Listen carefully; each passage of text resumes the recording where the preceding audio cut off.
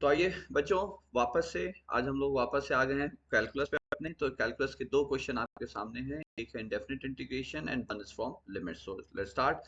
देखिए जो पहला क्वेश्चन है वो कंडीशनल है।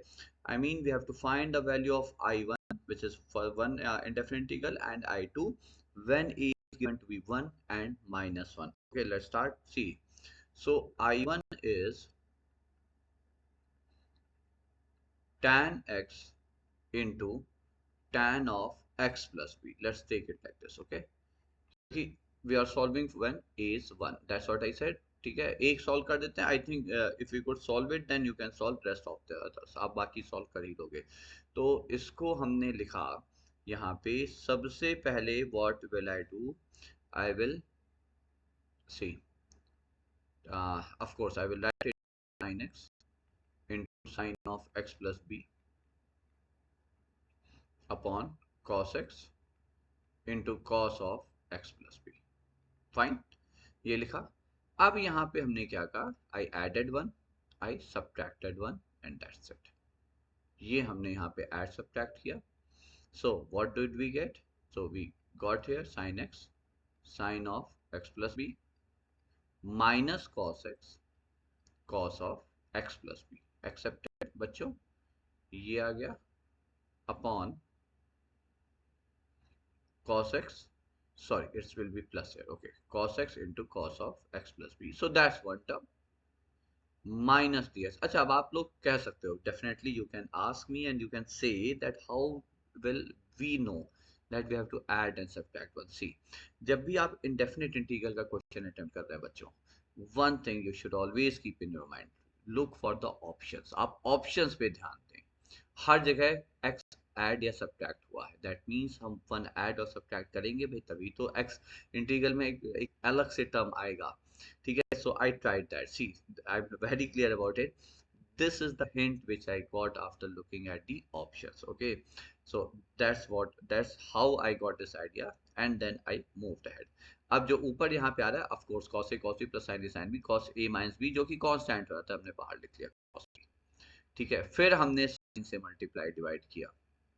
अब आपको भाई ये तो हद हो गई, अब ये कैसे पता sin से मल्टीप्लाई डिवाइड करेंगे? तो फिर से आप देखो जरा ऑप्शंस को। ऑप्शन में कॉट बी ऑलमोस्ट आपके पास हर जगह है। You have cot B everywhere. तो जब कॉस हमारा बाहर आ गया है तो कॉट आएगा कैसे? कॉट आएगा साइन से मल्टीप्लाई डिवाइड करके। Okay, now this is minus x plus C. Now what will you do? So this is cot B and I will write sin b as sin of x plus b minus x बच्चों। Now I think it's done.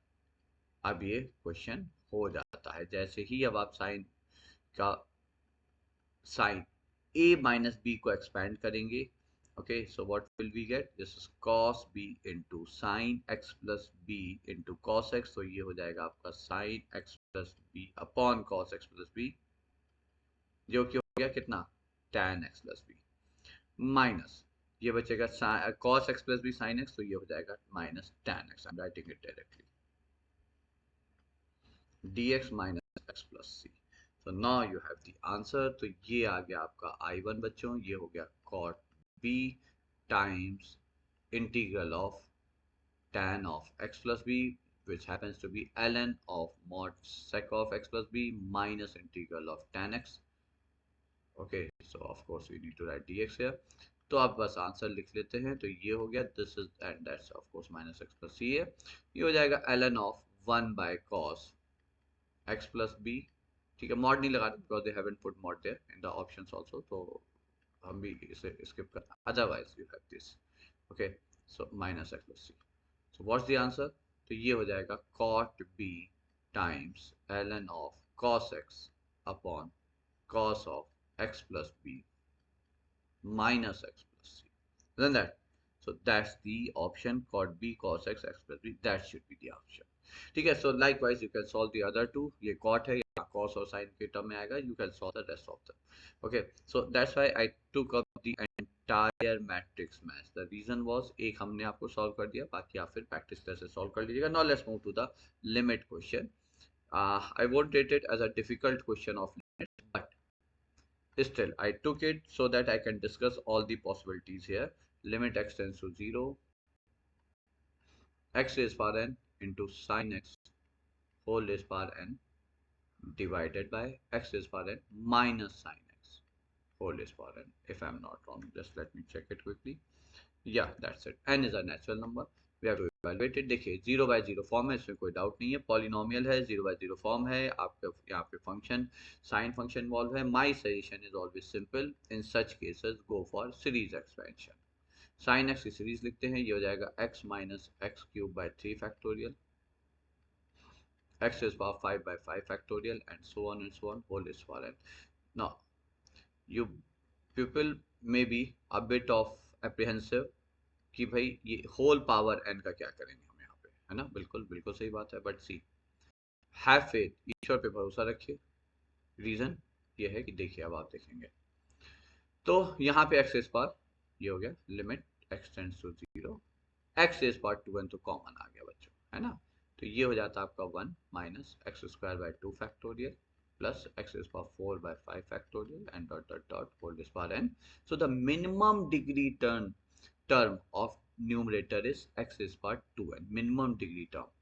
नीचे क्या होगा, नीचे जब आप इसे open करेंगे तो x is power n, x is power n cancel हो जाएगा, ये श्योर है. Okay, the lowest degree term you will get when you reach this raise to the power n. तो x is power n minus x is power n, then what. अब उसके बाद जो उससे छोटा जो टर्म आएगा वो कैसे आएगा, समझिएगा. आपके पास ऐसे n factors है, this into this into this like this, you have n factors. ठीक है, जब आपने सारी फैक्टर से सारे ब्रैकेट से x उठाई, you got x is power n. Now the next smallest degree term will be when you pick up x from all the like factors and x cube term from the last bracket, isn't that. ठीक है, तो last bracket से आप ये उठा दे. But ऐसे तो last bracket बहुत सारे कॉम्बिनेशन बनेंगे. कितने कॉम्बिनेशन बनेंगे, ऐसे n कॉम्बिनेशन बनेंगे, because you have n factors, n brackets. ठीक है, तो n में से n माइनस वन ब्रैकेट में से आप x उठाएंगे और एक ब्रैकेट में से, तो nc1 ways. Okay, so this will be minus, और ये एक माइनस आएगा, माइनस बाहर रहते प्लस हो जाएगा. Okay, so n upon 6 into x raise to the power n plus 2, n minus 1 plus 3, ये हो गया. एंड डॉट डॉट डॉट, बाकी से हमें कोई मतलब नहीं, क्योंकि बस लीस्ट डिग्री टर्म ही हमारे लिए इंपॉर्टेंट होने वाला है.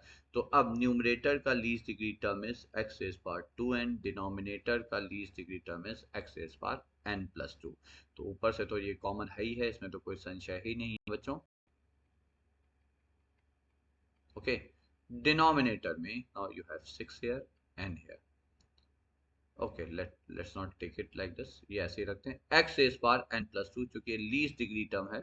ठीक है, तो इसको हम लिखेंगे n by 6 plus minus whatever is, it doesn't matter because you will have some power of x here dot dot dot. So when x approaches 0, rest of the terms doesn't matter.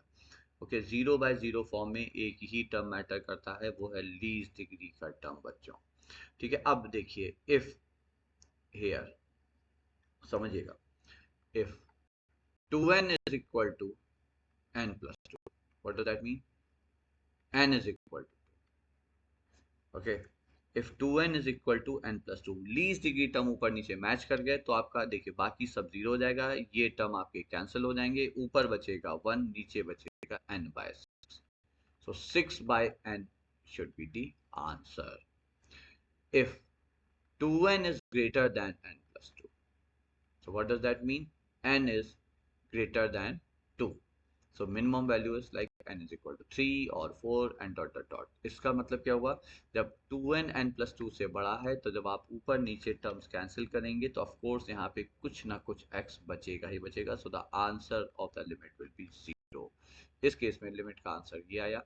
And if 2n is less than n plus 2, n is less than 2, meaning जब n 1 हो जाए, बस n natural number हमने माना है तो 1 ही है, तो फिर क्या होगा, डिनोमिनेटर में आपके पास एक्स्ट्रा x बचेगा and limit approaches plus minus infinity here of course. ठीक है, now these are the possibilities. Let's go back to n0 when n is greater than equal to 3. ठीक है, infinity n is 1, 6, this should be I think 6 by n if I am correct, check it out. And all the above of course. ये यदि हो जाएगा 6/n तो answer आपका all the above हो जाना चाहिए। तो those were 2 questions. Okay, I think you people got that. चलिए फिर मिलते हैं हम लोग अगली क्लास में, जो अगले वीडियो में। सॉरी।